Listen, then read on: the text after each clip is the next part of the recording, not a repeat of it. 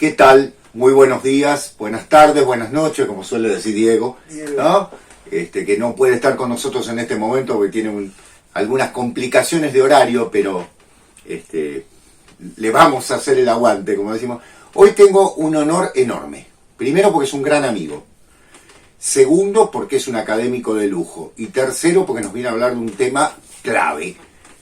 Yo creo que es clave no solo para la literatura, sino para la historia, esta historia hispana que siempre nos interesa retomar y trabajar, que es el querido Jorge Ferro, el doctor Jorge Ferro, que, como ustedes saben, es un especialista en la Edad Media española, un enorme latinista por otra parte, y sobre todo un gran amigo. Jorgito, ¿cómo estás? Muy bien, muy bien. Lamento que no esté el amigo, el chiquilín, el pequeño, joven, para que te diga todo lo, viste, el ínclito, pero bueno, te lo digo yo. No, muchísimas gracias por esta invitación tan cordial, y que yo siempre los miro, soy un fanático, los voy mirando, y yo les proponía hablar de las crónicas en la Edad Media. Digamos. Exactamente. Pero eso implica hablar de un autor que es poco leído. Poco sí, conocido. Es verdad. Curioso eso, porque es Pero López de Ayala. Pero López de Ayala es un hombre de la segunda mitad del siglo XIV, digamos así, ¿no? Yo tengo algunas fechas por acá, para que ustedes lo ubiquen. Estamos con ediciones, voy diciendo mientras Jorge busca, tenemos unas ediciones críticas que llevó adelante Jorge, en algún caso el querido Germán Orduna también, claro. Y que formaron parte de una etapa de oro de la investigación argentina que esperemos que vuelva, ¿no? Terminamos, porque el propósito inicial de un instituto que habíamos... El CECRIT era la edición de las crónicas de Ayala. Correcto. Y entonces Orduna en vida hizo los dos primeros reinados que caían ahí, que eran Pedro I, que ahora lo vamos a Pedro el Cruel. Y Enrique II. Y después yo hice Juan I y junto con José Luis hicimos Enrique III. El doliente. Así que está completa la edición. Perfecto. ¿No? Ayala es un hombre muy interesante en todo sentido. Él nació en 1332 y murió en 1406.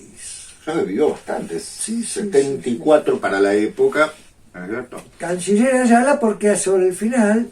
En época de Enrique III lo hace canciller, antes primero le habían dado señor de Salvatierra, en fin, un tipo interesantísimo por las cosas que, si pasamos revista a su obra rápidamente, yo no quiero... No, por favor. Pero digamos que tiene una serie de traducciones que sería importante al latín, que se publican, cuestionadas algunas autorías, qué sé yo, pero... Ahí vamos. Y después tiene tres obras. Una que es un tratado de cetrería. El libro de la casa. Correcto. Bueno, apasionante, ¿no? Es aburrido, no te puedo decir. Pero claro, yo porque lo sé, por eso. Yo no tuve que lo leí igual, a ver cómo se cura el moquillo. Claro. Y bueno. Pero bueno, a ver pero después su obra fuerte es El rimado del palacio, que es en prosa, es un gran, en verso, es un gran poeta. ¿Esa es la edición de Orduna? Esta es la edición de Orduna del rimado. Muy bien. Es la mejor que hay. Correcto. Creo yo, sinceramente, no es por hermano Orduna, un gran hispanista. Su doctorado, y el rimado tiene dos partes. Primero son textos digamos de cuestiones religiosas, morales, como qué pasa en la corte, muy livianos de leer, muy agradables, ¿no? Y luego la segunda parte, extensa segunda parte, versa sobre Job, el libro de Job. Ajá. Entonces es toda la historia de Job, porque él había estudiado mucho, la San Gregorio. Correcto. como todo hombre de la Edad Media, una preparación. Claro, y uno dice, uy, la gente se le cae a veces, o dicen que bueno, uy, qué largo, pero es un tema muy importante porque es el dolor del inocente, Claro, tiene una claro. gran importancia. Tema para el cristianismo de la época muy notable, bueno, para todos, Para todos los todos, tiempos del yo cristianismo. les claro. aseguro que la lectura Exactamente. es fantástica. Si alguno se anima a leer El Rimado de Palacio en sus dos partes, va a ver que vale la pena. Y además el verso suena muy bien. Es como el caso del libro de Buen Amor, claro. Hay una base en Cuadernavía y después pero aparecen otros metros, en Correcto. himnos, y ahí va cambiando. Claro, Bueno, claro. pero es fantástico. Muy, muy, muy lindo y muy recomendable. Pero después está su obra fuerte también, digamos así, que es la crónica. Claro, la cronística, uno dice, bueno, es historia, no es literatura, igual qué sé yo, ¿no? Yo me acuerdo siempre de una frase de uno de los victorinos, Hugo San Víctor, que dice, Quartata ciencia iucunda non est. O sea, una ciencia que se Claro, que se autolimita. autolimita, Claro. y no es alegre, Exactamente. no es gozosa. Exacto. ¿No? Entonces, ¿por qué verlo desde la literatura a la crónica? Y porque tiene un valor en cuanto a su forma de escribir, que si uno la compara con otras crónicas anteriores, se da cuenta, por ejemplo, ¿qué pasó con la cronística en España? Y rápidamente hacemos un repaso de la historia. Después de la enorme producción histórica de Alfonso el Sabio, ¿no? Exacto. Las partidas, Partidas la y crónica general. Crónica ¿no? general. La historia Que general. luego, bueno, cuando muere Alfonso el Sabio, ahí lo hereda su hijo Sancho el Bravo. Tenía razón, no va a ser bravo. Era bravo, ¿no? Cuando uno lee la crónica de él, van a caballo él con sus caballeros, y uno lo insulta a otro, falta gravemente al respeto, y lo baja a garrotazos y lo mata. Bueno, entonces, después él se pelea con su padre, porque bueno, hay un problema. El rey es justicia, bueno, ¿qué vamos a hacer? No, pero que el padre estaba con el asunto del imperio, entonces descuidaba, bueno, Sancho el Bravo. Y después tenemos dos, en las crónicas de un solo reino, ¿no? Se hace. Claro. Las crónicas de la de Alfonso X, la de Sancho el Bravo. Después viene Fernando IV el emplazado. El emplazado, sí. ¿Por qué se llama el emplazado? Lo podemos contar. Adelante, por favor, Porque por favor. él condena a muerte a dos caballeros. Y ellos le dicen, somos inocentes, qué sé yo. No, bueno, le dicen entonces. Dentro de un mes nos vamos a encontrar en el cielo y vos vas a tener que responder, ante Dios, Claro. vas a tener que responder. Tal fecha. Y en tal fecha se muere. El emplazado. Claro. No sé, Cumplió su palabra. por Cumplió lo su palabra. Claro. Y luego viene Alfonso XI, Alfonso Imperator, un Sí. gran rey, muy poderoso, que libra batallas con mucho éxito, y sitia Gibraltar. Alfonso XI. Ahora, Siglo XIII, ¿no? siglo XIV. 14. XIV. Perdón. Claro, 14. Mediados del XIV. Claro. Sitia Gibraltar. Y ahí hay una serie de cosas también muy interesantes. Por ejemplo, él cuando los peones tienen que volver a levantar sus cosechas y qué sé yo, porque necesitan plata para la familia. Y era así, ¿eh? Claro. Él vende su vajilla. Para pagarle a la... Para pagarle a su a la mesnada. A la mesnada, claro. Que la vajilla era una especie de signo de estatus, lo que hoy sería un auto. Tiene un auto poderoso, este tiene una vajilla. Claro. Bueno, y se queda ahí, se queda en el sitio hasta que, el siglo de la peste, viene la peste. Entonces, todos le dicen, vámonos Claro, Está, claro. no, yo me quedé, y, ¡pa! Y muere de peste ahí en el 350. Claro, justo, plena peste negra. Ah, entonces, ¿qué pasa? Pasa esto, que el bueno de Alfonso estaba casado con una portuguesa, María de Portugal, que se, de la cual tuvo un hijo, Pedro. Pero después tenía un amante, doña Leonor de Guzmán, de los Guzmanes, familia de los Guzmanes, con la cual tuvo como 8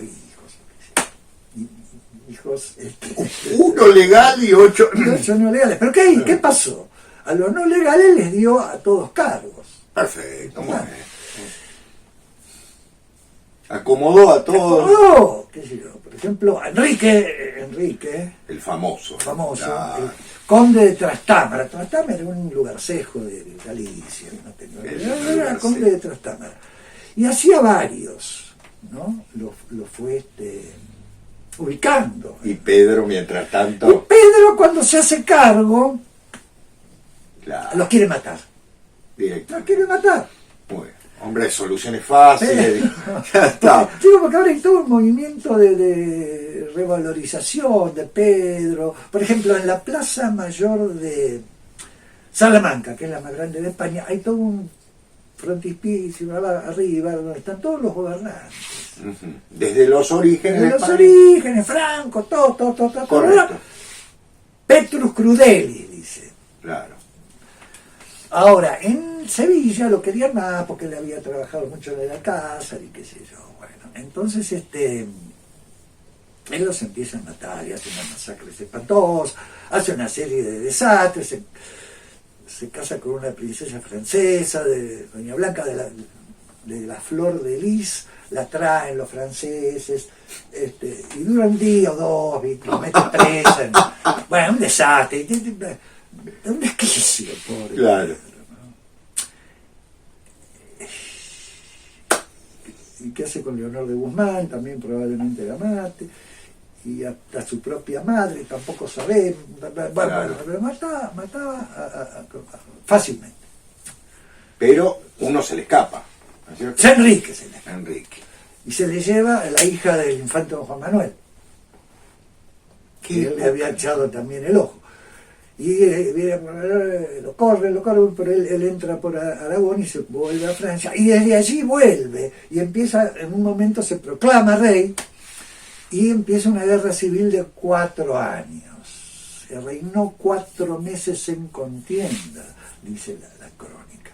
Entonces, allá bueno, pues las crónicas anteriores de estos periodos, arrancando en Alfonso X, porque no podía ser su propio Sancho, el emplazado, y Pedro. y Alfonso, Alfonso. que son muy lindas, yo igual las leí, se leen con agrado. Las hizo Ferran Sánchez de Valladolid, o no, tampoco Se atribuyen. se atribuyen a, ¿no? Correcto. Pero las de Pedro, las crónicas de Pedro, de Enrique II, de Juan I y de Enrique III son indudablemente de allá, todos lo sabemos y qué sé yo. Jorge, vos hiciste la edición crítica. Yo hice la edición crítica de Juan, yo solo, pero trabajábamos con José Luis y yo, con Orduna, que hizo la de los 2 primeros, Pedro y Enrique, que él las pone como una sola, es una sola crónica del rey don Pedro y Enrique su hermano. Yo hice solo la de... ¿Por qué? Porque ayer a Orduna, mirá, y Jorge, estoy cansado, no voy a hacer más, estoy cansado de las crónicas, estaba enfermo. Y yo digo, mira, doctor, usted no se preocupe, si usted quiere, yo me animo a hacer Juan. Perfecto. Bueno, sí, como no, acá. Y después, no, Jorge, lo hacemos juntos, qué sé yo. Y entrando en esas idas y vueltas se murió. Pobre. Entonces yo hice Juan solo. Y José Luis Moure me dice cuando termino, que fue un placer, me dio como 5 años. Es un trabajo alguna vez podemos contar. De lupa, de lupa. Uno Claro. tiene que cotejar 5 manuscritos, porque yo cotejaba 5 manuscritos. 5 manuscritos distintos cotejaban, claro. claro. Algunos manuscritos, bueno, ya descritos, algunos que yo pude ver, los códices originales, Correcto. en Estados Unidos, en Inglaterra y en España mismo. En Estados Unidos fue muy gracioso, puedo poder contar. Adelante, por favor. Había un códice de la crónica de Ayala, que era muy importante, pero nosotros no lo habíamos nadie lo había visto. Y yo justo voy a Madison porque me encontraba, y entonces alguna me encarga que lo mida, que lo describa y que me fije. Entonces voy a la biblioteca. Claro. Buenas tardes, mire, yo necesitaría ver la crónica de Ayala. Entonces la chica me dice, pero está en una exposición, va a tener que esperar. Y yo, como argentino, pienso, bueno, tengo que esperar 15 días. Claro. Bueno, ¿cuánto tiempo voy a tener que esperar? Y 10 minutos. 10 10 minutos. minutos. ¿Cómo 10 minutos? Fue a la exposición, sacó el texto y me lo dio. Ah, bueno. Bueno, es la misma en Inglaterra. En todos lados los que pude ver así muy bien. Después yo me manejaba con las... En directo, en vivo y en directo. Con las descripciones de Orduna, que los vio todos los otros, digamos. Entonces se hace un manuscrito base y el cotejo. Correcto. Cotejo con uno, con otro. ¿Hay diferencias, Jorge? Sí. Algunas son menores, pero Claro. hay algunas diferencias. Obra del copista, ¿no es cierto? Claro. Entonces uno va Claro. jugando uno se vuelve loco, ¿no? Porque dice, este copista va a decir esto. Y hay varias, Claro. hay 2 aforismos, refranes, o de lo que dice, que hay que prestarle atención, ¿no? Recientores no son deteriores, ¿no? O sea, no porque un manuscrito sea más tardío. Claro. ¿Por qué? Porque puede tener un antígrafo, estar copiando de uno más antiguo. Claro. Así que no hay que elegir los 5 más antiguos. Exactamente. Hay que mira. Y la otra, que es muy linda, que es el peor manuscrito puede traer la mejor lección. Claro. Y eso yo lo comprobé. Exacto. Había un manuscrito X que era una locura, y sin embargo en un lugar es el mejor. Bueno, Claro. ahora entonces uno, ¿qué hace? Primero transcribe uno base que le parece. Correcto. Y luego va cotejando línea, palabra por palabra, con bueno, ahora que está no se necesita decir, con microfilm se trabajaba. Claro. Microfilm. Claro. Fueron los tiempos más felices de mi vida, porque Qué maravilla. es realmente atrapante. Claro. Bueno, entonces, Acá la tenemos, ¿eh? acá tenemos la de Don Pedro. La de Don Pedro. Don Miren lo que es Pedro esto. y el rey Don Enrique, su hermano, hijos Ah. del rey Don Alfonso XI. Estos son estos 2 primeros, en las cuales José Luis y yo colaboramos intensamente. Jorge, permíteme. Miren lo que es esto. Miren lo que es esto. Qué maravilla. Inquipit, ¿no? ¿Esto? Sí, Incipit es la... Claro. 1994. Claro, no, Incipit es la revista que sacamos nosotros, pero bueno, esta es Ah, secreta. No, Secreta. edición La crítica. leí acá. Bien. Qué hermosa edición, Dios mío. Y Orduna trabajó muy bien, Con hablaba todas las nuestro, citas. todos discutíamos, me acuerdo, conversábamos, un lugar difícil, a ver qué le parece Jorge, a José Luis qué le parece, y bueno, era muy lindo. Claro. Y después yo con Juan la disfruté enormemente. Por supuesto que consultaba, José Claro. Luis, ¿qué te parece? Bueno. Y así él dijo, bueno, vamos a hacer tercero para ir, cerramos Las crónicas de... para lo que se había fundado el secreto. Claro. Era el trabajo así que ya están los 4 tomos, porque son de uno de Juan y uno de Enrique. Correcto. Los 4 grandes reyes, ¿no es cierto? Claro. Desde Pedro el Cruel, digamos, hasta Enrique el Doliente. ¿No es cierto? Ahora, claro, como te digo, ahora, ¿qué pasa con Ayala? Claro, en la crónica, es tipo de buena pluma, un poeta importante. relata maravillosamente. Y por supuesto que incide, él tiene que justificar un fratricidio, que no es poca cosa. Claro. Y demostrar que había perdido Pedro la legitimidad y que Enrique de Trastámara. Enrique de Trastámara tiene derecho Claro, a claro. ser el rey don Enrique Siendo II. un hijo, digamos, Sí. morganático, vamos a decirlo suavemente. Claro, este se volvía loco, ¿no? Claro. Pedro lo quería matar a Enrique, lo quería matar y nunca lo pude agarrar. Claro. Y Enrique entraba y se proclamaba rey en Calahorra, se proclamaba en Burgos, bueno, y había unos líos. Después él consiguió, se complicó con la guerra de los 100 años, que Enrique estaba con los franceses y Pedro con los ingleses. Vino el príncipe negro, un gran caballero, es muy interesante. Dios. Gran tipo, si no se hubiera muerto, otro hubiera sido después la historia de Inglaterra, ¿no? El príncipe de Gales, bueno. Y ganaron, entonces Enrique se tuvo que volver a rajar, perdió batallas, Ayala fue preso, Ayala fue preso varias veces, ¿no? Dos veces, tres. Época compleja. Claro, el preso no era que meterse En una mazmorra, no, claro. no, Estaba en un castillo, digamos, en un palacio. Claro.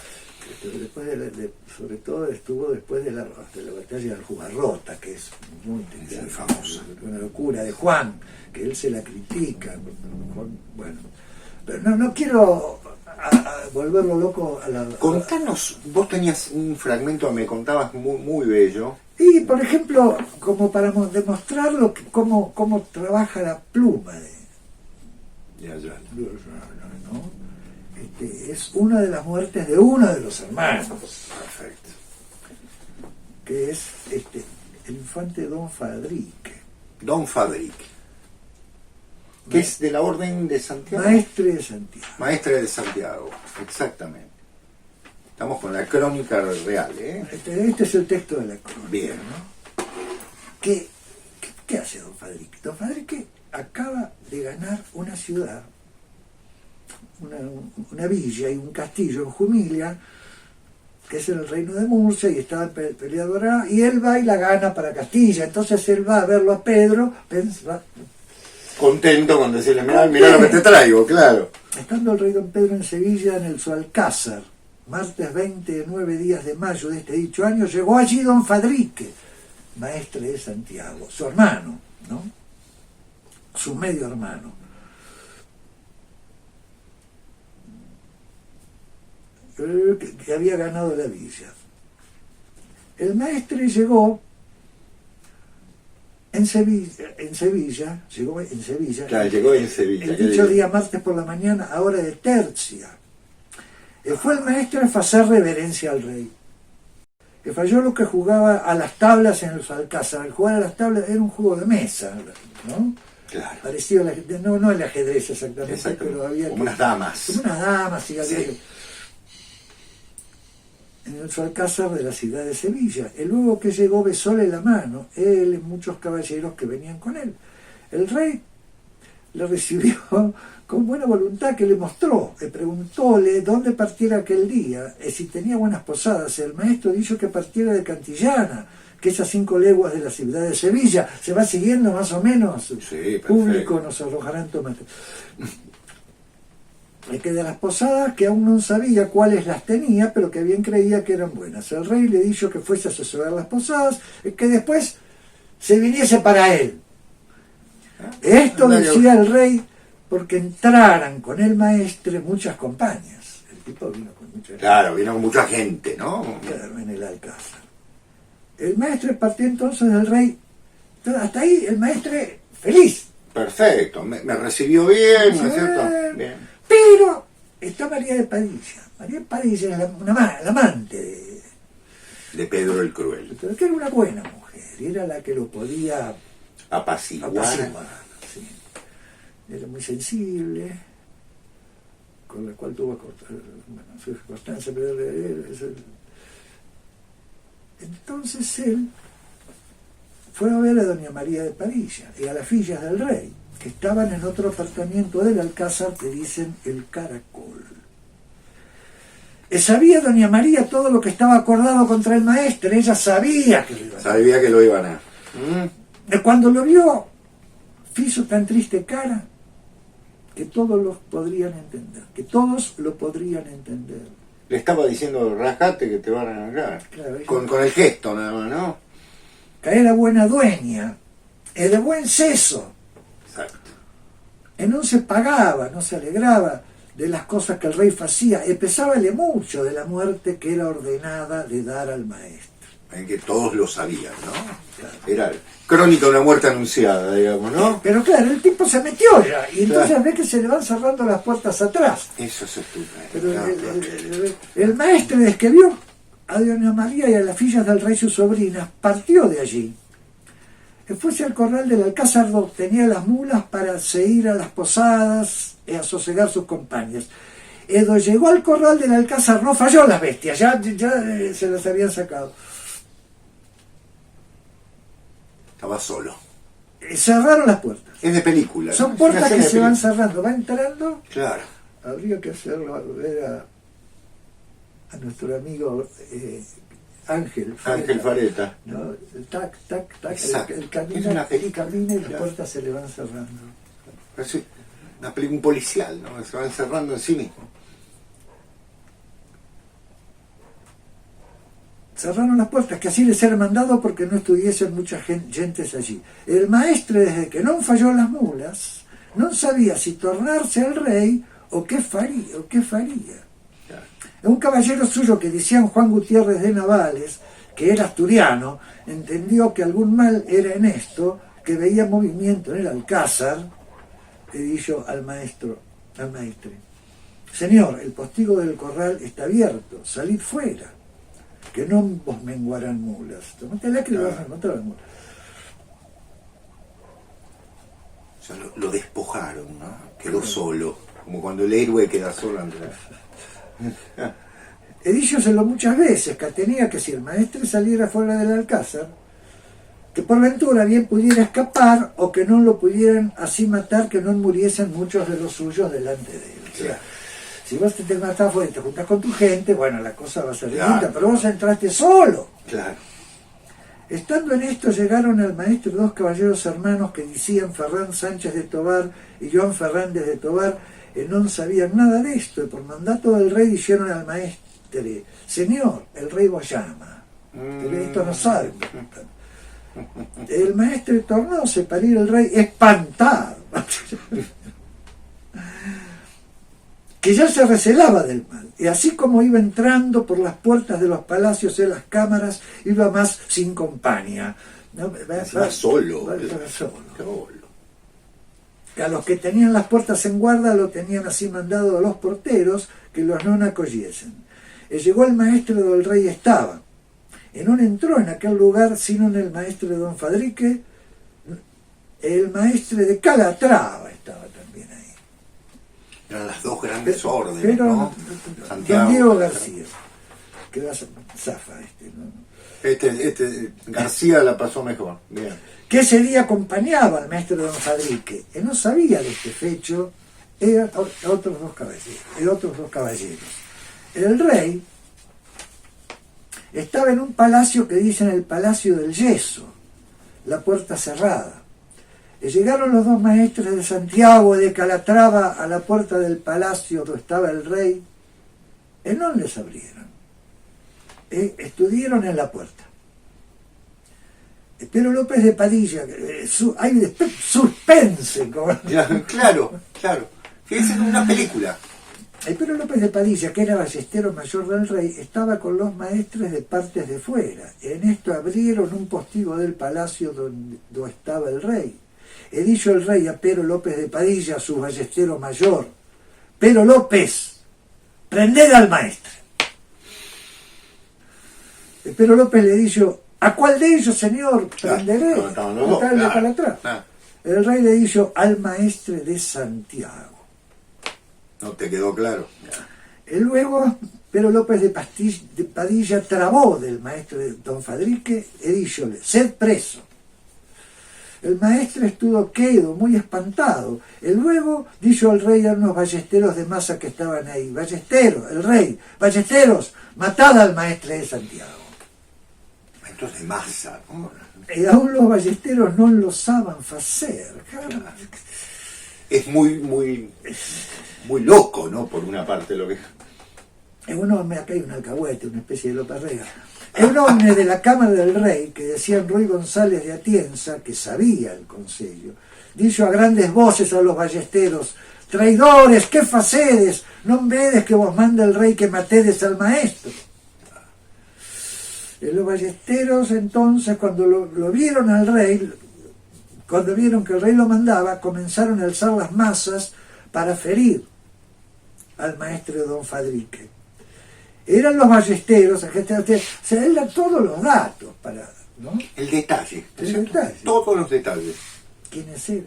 Eran los ballesteros, uno que decían Nuño Fernández de Roa, y otro que decían Joan Diente, y otro que había de nombre García Díaz de Albarracín, y otro Rodrigo Pérez de Castro. Esto es una crónica, ¿no? O sea, está dando datos fehacientes, históricos. Cuando vio esto, el maestro de Santiago desvolvióse luego de Pero López de Padilla. Se desembarazó. Ballestero mayor del rey, que lo tenía preso, saltó en el corral y puso mano a la espada. Y nunca la pudo sacar, que tenía la espada al cuello de Yuso del Tabardo, ahí abajo, que traía, y cuando la quería sacar trababa la cruz de la espada en la correa, y no la podía sacar. Todo el detalle. Que a los ballesteros llegaron a él por referir con las masas, y no se les guisaba, que al maestro andaba muy recio de una parte a otra y no lo podían ferir. Claro.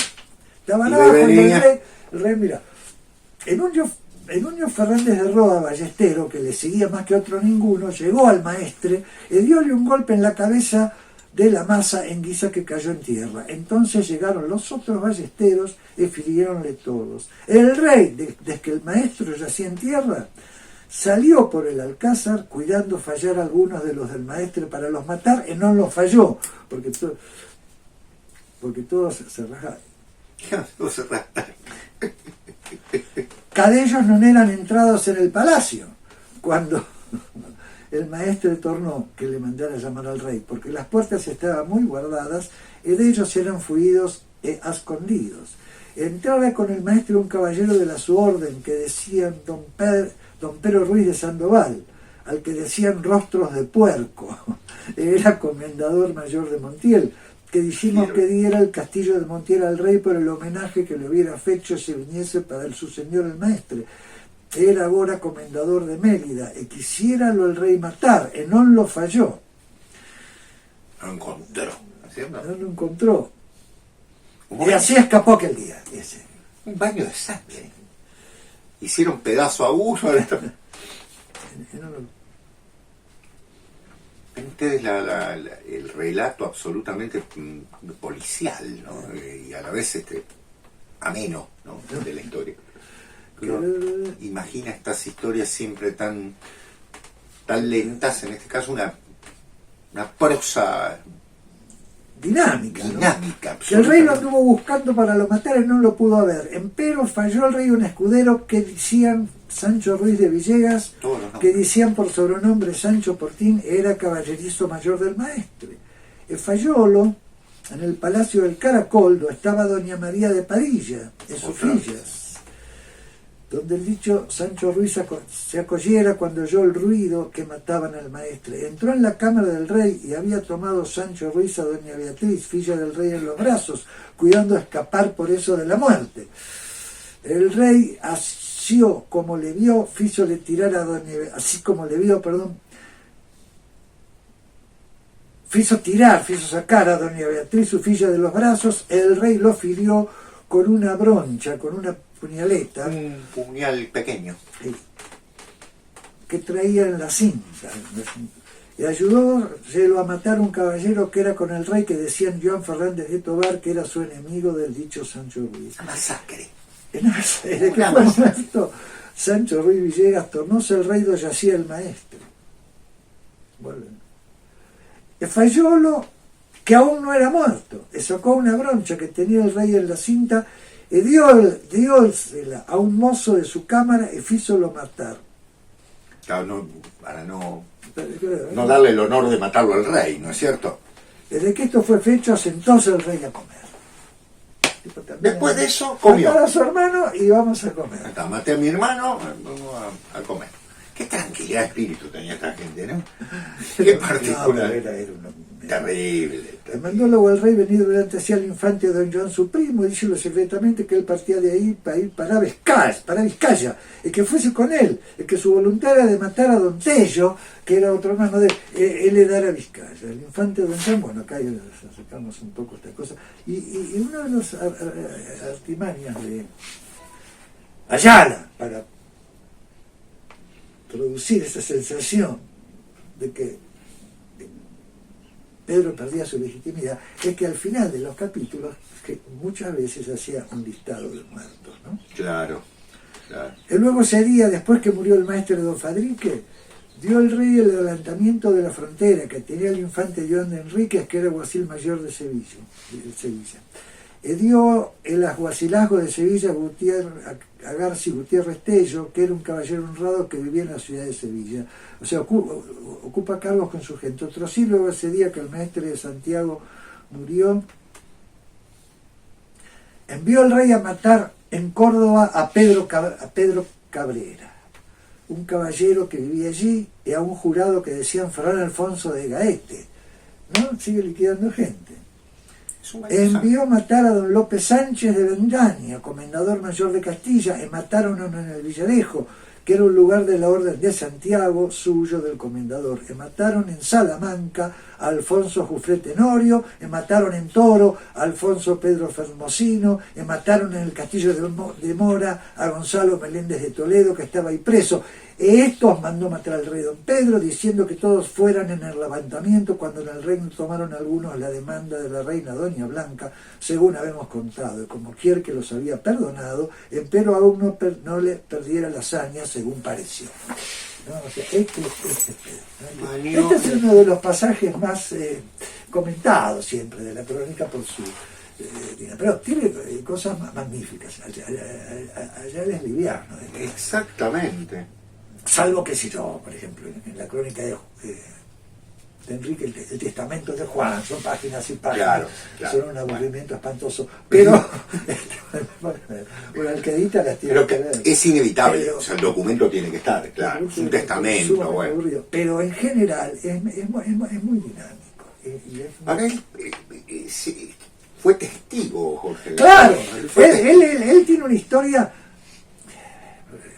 Él era caballero de la banda, que era una orden que había fundado para Pedro, y que Pedro le dice que se la saque cuando van a cuando lo ve en la batalla de Nájera, que es una batalla que hay con Enrique, que Enrique pierde. Es una batalla importante y gana. La gana en realidad el príncipe negro. Claro. Aliado de Pedro. Aliado de Pedro. Correcto. Pero después se pelean. ¿Por qué? Porque el príncipe negro quiere cobrar rescate, además es un caballero. Obviamente. Y este quiere matarlos a todos. Entonces, bueno, ahí terminan peleados. Y también... se va. Claro. El príncipe negro, el príncipe de Gales. El príncipe de Gales, el príncipe de Gales. Eduardo II. No, Eduardo III, no me acuerdo. Bueno, un Eduardo. El príncipe de Gales, un grande. Acá queda muy bien parado. No es. Hay una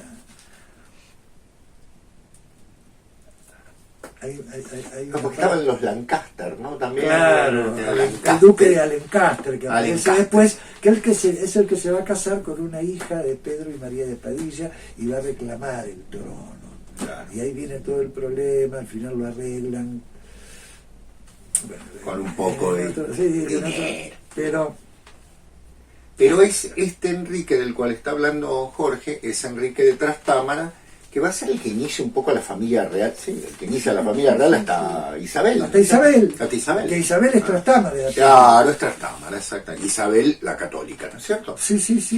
Jorge, una pregunta que tengo hace un tiempo, que esto lo conversamos varias veces. Vos fíjate que las turbulencias, ¿no?, de ese reino, el reino de Castilla, el reino de León, las turbulencias constantes, y sin embargo, que uno diría no va a salir nada de todo esto, y sin embargo, pocas décadas después, 100 años para redondearlo más, se convierte en un imperio. Sí, señor, es una maravilla, ¿no? Bueno, ahí tiene que ver momentos decisivos, el casamiento de Isabel con Fernando, Claro.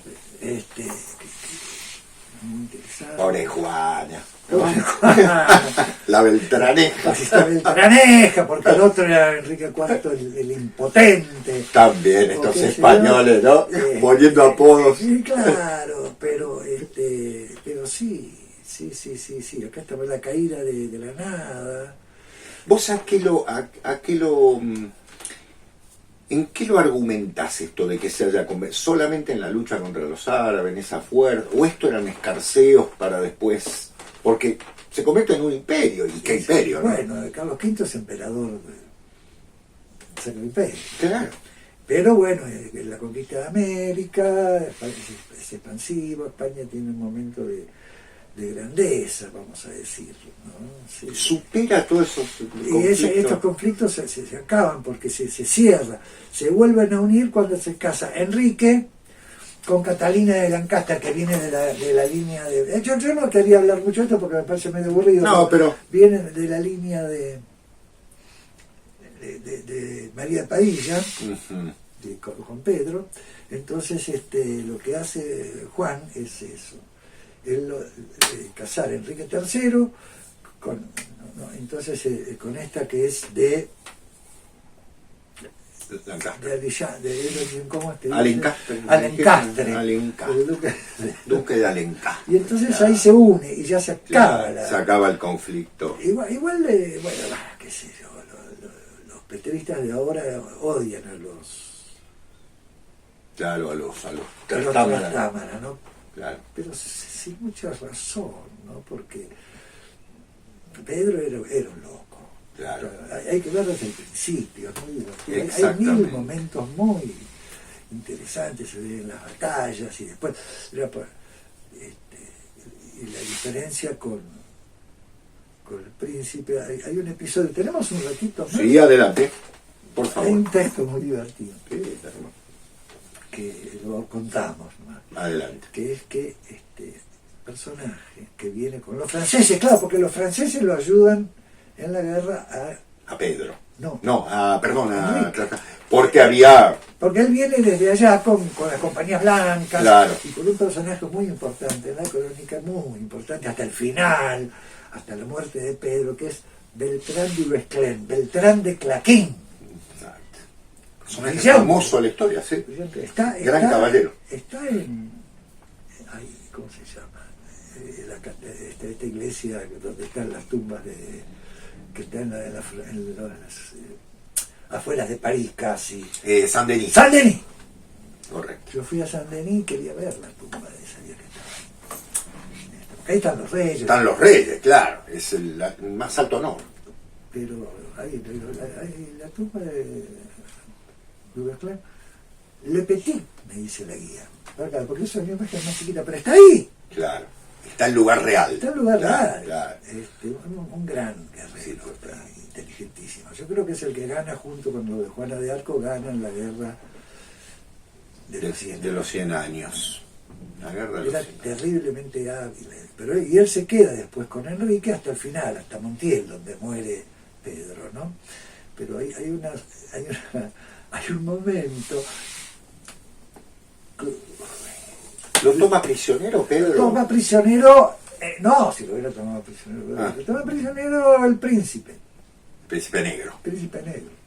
Aliado de Pedro. Aliado de Pedro, ¿no? Y que no es la cabeza de ese ejército. Bueno, hay todos unos juicios caballerescos. Es muy interesante esa parte, después del Ágera. Y uno de los problemas que hay, bueno, dice el príncipe, bueno, voy a poner en rescate a mis prisioneros, a todos menos a Beltrán de Claquín, ¿no? Como dice. Beltrán de Claquín. ¿Por qué? Es un tipo peligroso. Claro. Eso lo vamos a tener. Qué importante. Entonces van y le cuentan eso a tu Beltrán. Eso dijo el príncipe.